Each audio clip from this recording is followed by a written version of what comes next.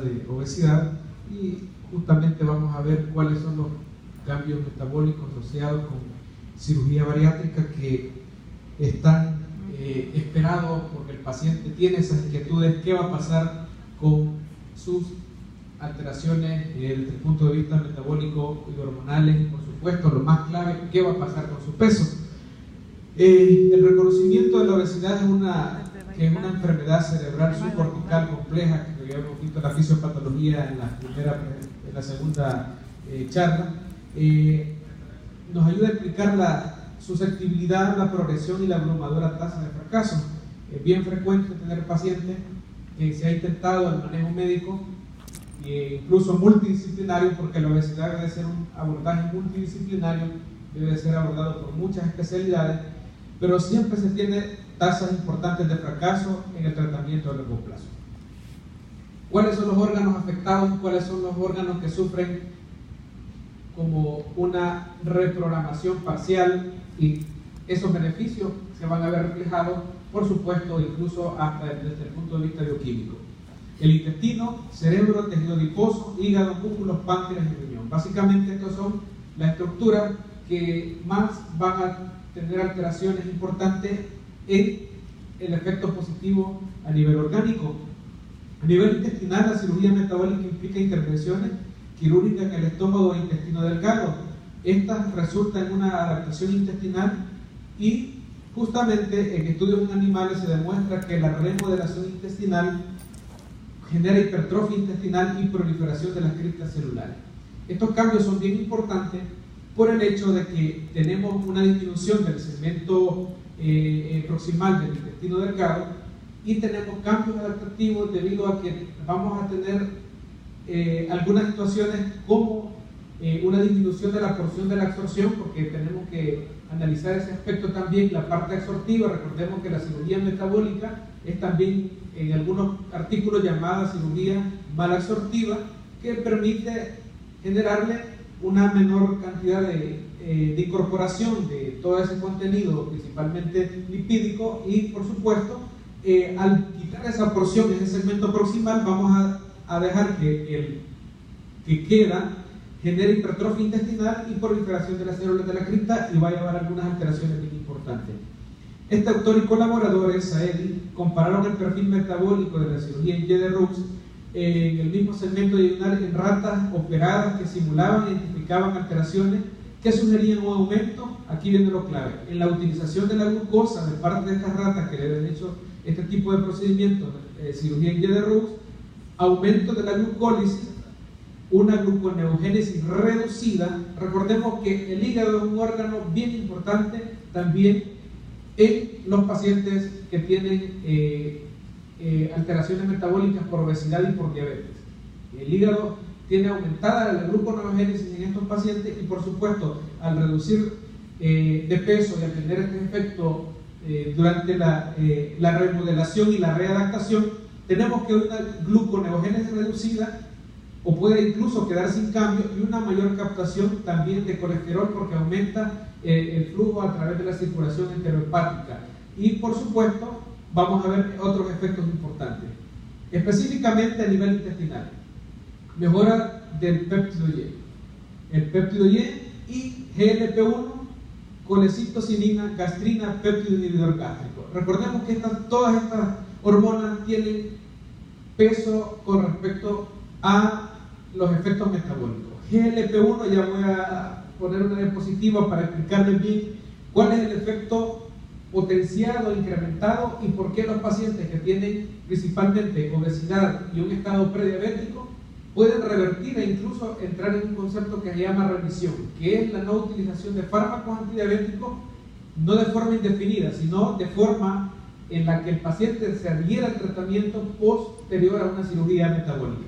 La colecistocinina, recordemos que se secreta justamente con el estímulo de los alimentos para secretar otras hormonas pancreáticas, la gastrina y el péptido inhibidor gástrico. Ahora bien, ¿qué ocurre con este GLP-1? ¿Cuál es el mecanismo? El GLP-1 es secretado a nivel de las asas intestinales y llega principalmente a dos porciones: célula beta. En la célula beta Estoy hablando ahorita solo de la fisiología y por supuesto que, como vimos en la diapositiva anterior, todas estas hormonas mejoran. Hay un aumento de las concentraciones. Entonces el GLP-1 con la célula beta estimula aumento de la secreción de insulina. También tiene un aumento de la biosíntesis de insulina, aumento de la proliferación celular y disminuye la apoptosis de la célula beta. Por lo tanto, esos efectos benéficos que se logran, que por supuesto tienen que generar al paciente un nivel de educación médica para que éste sea sostenido a través del tiempo. Esto es el efecto normal, pero si un paciente ya tenía embotado, tenía suprimido este efecto del GLP-1, porque hay una hormona que se llama dipeptidasa 4 y ustedes pues reciben en ocasiones a algunos de las empresas farmacéuticas y le dicen que este es un inhibidor de la DPP-4. Entonces, ¿qué hace la DPP-4? Degrada el GLP-1. El GLP-1 tiene una duración bien corta, de 2 a 5 minutos en un paciente no diabético, un paciente no metabólicamente alterado, pero en el diabético en ocasiones dura menos de 1 minuto. Entonces, al mejorar esta condición, por supuesto, aunque esté la dipeptidasa 4, que también es considerada ahora un marcador inflamatorio, porque está degradando y está generando alteraciones en la célula beta, ustedes analicen, si hay más de DPP-4 va a degradar el GLP-1 y esto se va a invertir. Ahora bien, ¿qué más ocurre? En la célula alfa disminuye la secreción del glucagón. Al disminuir la secreción del glucagón va a haber menos hiperglicemia, principalmente en los estados postprandiales. Por eso, al inicio se le consideró que estas eran incretinas y que las incretinas tenían control sobre la glucosa dependiente de la cantidad de carbohidratos y de alimentos que llegaban al intestino delgado. ¿Cuáles son otros efectos importantes que tenemos a nivel cerebral? Disminuye la ingesta, la neuroprotección, que es un efecto pleiotrópico. A nivel renal aumenta la excreción de sodio y vean acá en esto. A nivel de célula inmune disminuye los procesos inflamatorios. Entonces GLP-1 al mejorar posterior a esto nos da muchos beneficios y a nivel cardiovascular, por supuesto, también aumenta la utilización de glucosa, disminuye también el metabolismo de los ácidos grasos y aumenta, por supuesto, la función miocárdica. Entonces son efectos que se ganan. ¿Y cuáles son los efectos indirectos del GLP-1? Es decir, los que no están relacionados directamente a dónde actúa, a nivel del páncreas. Tenemos que tiene efectos a nivel hepático, disminuye la eliminación de glucosa, principalmente en estados de ayuno. Hay pacientes que tienen una glucosa alterada en ayuno, pero tienen una postpandría muy buena. Pero al disminuir la producción hepática de glucosa, usted le va a mejorar el perfil de glicemia en ayuno. También disminuye la eliminación de lípidos y, por supuesto, el otro mecanismo es que disminuye la esteatosis. Esto es un efecto metabólico bien importante, que el siguiente y es la disminución del tejido adiposo blanco. Y al tener una disminución del tejido adiposo blanco, prácticamente estamos hablando de un efecto benéfico sobre un tejido adiposo que es deleterio en cantidades en las cuales estaba aumentado en un paciente que es, por ejemplo, obeso y que disminuye. Y pasa lo contrario con el tejido adiposo marrón, aumenta. El tejido adiposo marrón aumenta. Ahora bien, para hacer un resumen, yo sé que están cansados, vamos a hacer un resumen de qué es lo que pasa en todos estos niveles. Si ustedes observan, el tejido adiposo, tenemos que las adipocinas disminuye la leptina, también aumento de las adipocinas, la interleucina 6 disminuye, hablamos de estas citoquinas proinflamatorias y estas disminuyen importantemente. A nivel pancreático, las hormonas aumentan la insulina y el glucagón. Entonces, ahí vemos los efectos posteriores a una cirugía, que los cuales se deben de mantener si el paciente tiene un nivel de adherencia a todo el equipo multidisciplinario que se estableció. Porque para cirugía metabólica siempre debe haber un equipo multidisciplinario para que le dé el seguimiento respectivo, para que todas estas alteraciones que van a ocurrir sean evaluadas y, por supuesto, el seguimiento para obtener en la mayor sostenibilidad a través del tiempo de esa reducción de peso, de esa reducción de riesgo cardiovascular, de esa remisión de la diabetes si el paciente era diabético. A nivel de tracto gastrointestinal, también vemos que aumenta la circulación de ácidos biliares y, por supuesto, hay una disminución de las concentraciones de grelina. A nivel cardiovascular, a nivel lipídico, disminuye el colesterol total, triglicéridos, LDL. Ya esto a nivel renal disminuye también la albúmina urinaria con la tasa de creatinina albuminuria, y por supuesto que este paciente va a haber beneficiado porque si ya estaba con cambios incipientes de una nefropatía, va a tener importantes beneficios. A nivel de sistema reproductor, en el caso de la mujer, aumenta la progesterona y los metabolitos y la hormona luteinizante, y también disminuye el estradiol y sus metabolitos. Entonces vemos que tenemos cambios importantes. Ahora bien, si ustedes analizan qué tipo de pacientes deberían principalmente considerarse que pueden ser candidatos, hay muchas indicaciones para la cirugía bariátrica. No solamente es el índice de masa corporal, sino también las comorbilidades asociadas, la severidad, y si tiene diabetes, la duración también de la diabetes, porque se ha visto que los pacientes que tienen de más de 10 años, estos efectos benéficos son menos potenciados que aquellos que se están sometiendo a una cirugía en menos de los 10 años del diagnóstico. Les traigo este artículo en resumen, que es un artículo publicado en New England del año pasado, en donde se compara la cirugía bariátrica versus el cuidado médico intensivo en 5 años de seguimiento. Ellos tomaron 150 pacientes, hicieron 3 grupos, y de esos 150 pacientes tenían todo una hemoglobina glicosilada mayor del 7%, descompensado, con un índice de masa corporal entre 27 y 43, es decir, eran algunos que tenían incluso entraban con obesidad grado 1, y justamente tenían valores de hemoglobina glicosilada. El punto final primario era la reducción de la hemoglobina glicosilada posterior a los 5 años de seguimiento en estos pacientes. ¿Y qué fue lo que pasó?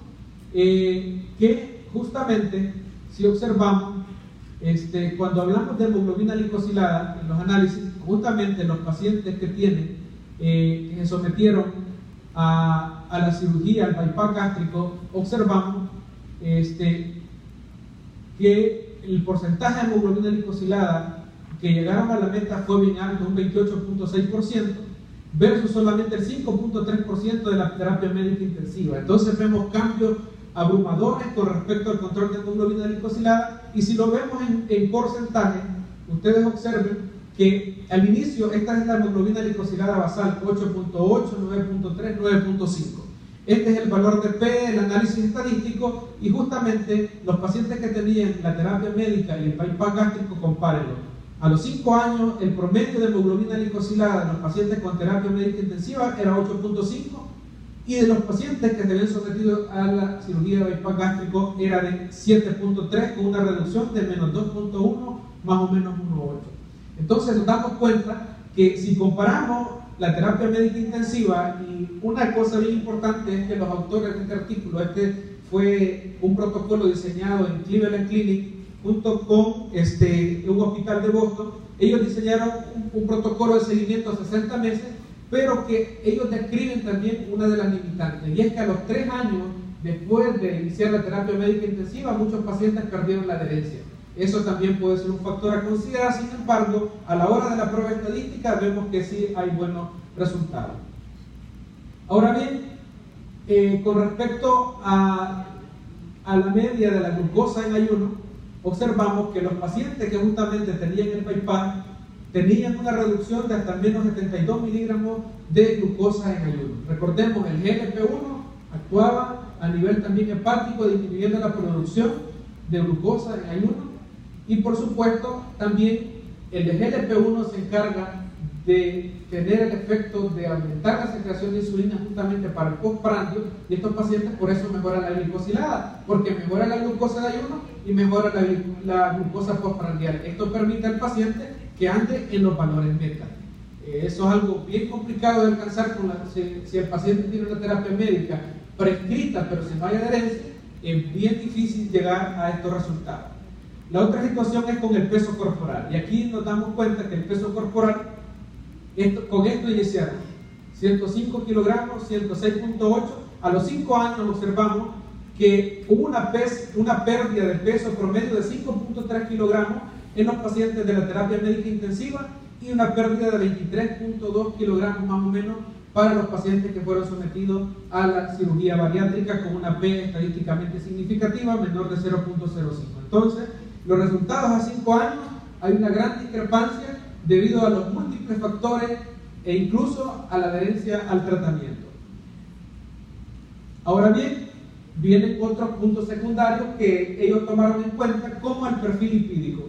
Los niveles de colesterol HDL iniciaron en los pacientes de la terapia médica intensiva con 48.7 y los de la terapia, de los que se sometieron a la cirugía, con 45.3 al bypass, y observamos que a los 5 años tenían un aumento de más o menos 7 miligramos de colesterol HDL de alta densidad, y en los pacientes que habían sometido a la cirugía de bypass gástrico, 31.9 miligramos de incremento con una P estadísticamente significativa. Entonces, como parte de los puntos secundarios, ellos lograron ver cambios importantes en el colesterol HDL. También tenemos los triglicéridos, en donde observamos que hay una disminución a los 5 años de 8.3 miligramos versus 39.8, en donde sí observamos que el perfil lipídico sufre cambios bien importantes. Ahora bien, graficado a 60 meses, ¿qué encontraron ellos? Encontraron que los pacientes que tenían el bypass gástrico, que son justamente lo que esta línea que tiene los cuadros en negro, observaron que fue más sostenido el valor de pérdida o la reducción de hemoglobina glicosilada, que más o menos todos andaron por 8.89, la reducción a valores cercanos que ellos pusieron el punto final primario, todos aquellos pacientes que lograran una hemoglobina glicosilada de 6%, equivalente también a una remisión sin el uso de medicamentos antidiabéticos orales. Entonces, a 60 meses fue más sostenido versus la manga gástrica y versus la terapia intensiva. Si ustedes analizan en los primeros 3 a 6 meses, todos tuvieron una reducción significativa. Incluso, pues, los de la terapia intensiva llegaron a más o menos 7.5 de hemoglobina glicosilada, y eso es lo complicado. Porque el paciente con la terapia médica puede estar bien 6 meses, 1 año, si es buen adherente, pero después de ese tiempo, de 1 a 2 años, el paciente pierde el interés y el enfoque de mantenerlo en el control metabólico adecuado. Por lo tanto, la sostenibilidad era esperado desde el punto de vista teórico. Y algo para ir finalizando es con respecto a la medicación. Los pacientes que están en celeste usaban insulina, los pacientes que están en un celeste más oscuro tenían triple terapia, duoterapia o monoterapia, los que están en la casilla en blanco, y los que no tenían medicación posterior a la cirugía bariátrica están en un azul intenso. Observemos la terapia médica, observemos que la mayoría estaba con insulina, el 53%. Los del bypass gástrico al inicio, de las características con las que partieron, el 47%, y justamente observemos después de 60 meses, observemos los pacientes que tenían insulina, justamente era el 12%, y los pacientes de la terapia médica redujo un 13% nada más al 40%. Ahora bien, ¿cuáles pacientes tuvieron mayor beneficio en tener una remisión? Fueron estos. Desde el bypass gástrico a los 60 meses, el 45% no tenía ningún medicamento, versus a los 60 meses que solamente el 2% se había quedado sin terapia médica.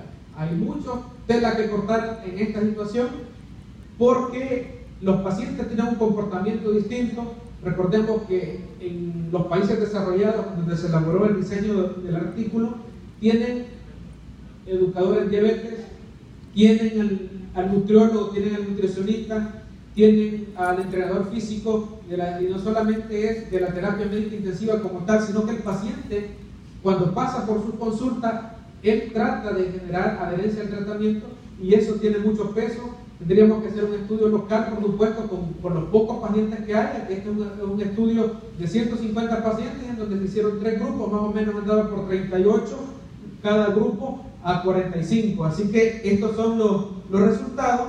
Y con respecto a la disminución del índice de masa corporal, observamos que fue más sostenible y esperado con los pacientes que fueron sometidos al bypass gástrico. Con respecto a los efectos adversos que se obtuvo, los efectos adversos, recordemos que parte de los efectos adversos importantes tenemos que tenerlos bien en cuenta, porque no nos podemos desligar de esos resultados. Por eso digo, tiene que ser un equipo multidisciplinario para estos pacientes. Los pacientes tuvieron anemia, los que tenían bypass gástrico versus la terapia médica, y esto es por el estado mal absortivo que genera también la cirugía, es un porcentaje pequeño, episodio de hipoglicemia. Ahora bien, la pregunta es, ¿por qué hacen hipoglicemia estos pacientes? Recuerden, hay una reducción de peso, hay una disminución de la resistencia a la insulina, hay una mejora, lo explicábamos, del GLP-1, y hay unos pacientes que desarrollan un fenómeno de dumping, que es una hipoglicemia postprandial, porque GLP-1 ha mejorado tanto su actividad, ha mejorado importantes niveles, de manera que postprandial puede desarrollar hipoglicemia. Y en estos casos es importante la consejería y el enfoque en la cantidad de carbohidratos simples que utilizan o los azúcares refinados para que estos pacientes no tengan hipoglicemia. Así que con esto finalizo agradeciendo su atención. Buenas noches.